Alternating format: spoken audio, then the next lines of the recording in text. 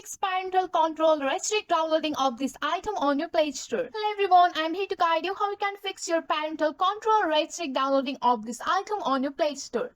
So if you are facing the issues with parental control restricting downloading on your Google Play Store, so here are some steps to resolve this problem.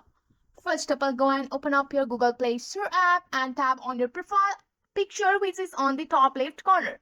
And you have to go and navigate to your setting here and go for the family here.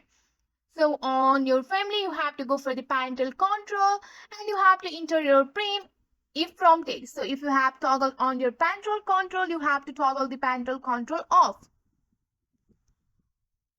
Also, you can go back, navigate to your eye icon of your Play Store and simply clear the cache of your Play Store here, which will also solve the sum box has been facing with Google Play Store.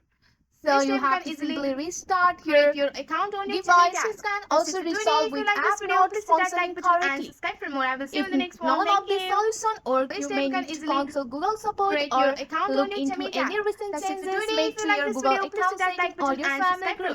So with the help of this simple step, you can easily fix the parental control, restrict downloading of this item on your Play Store.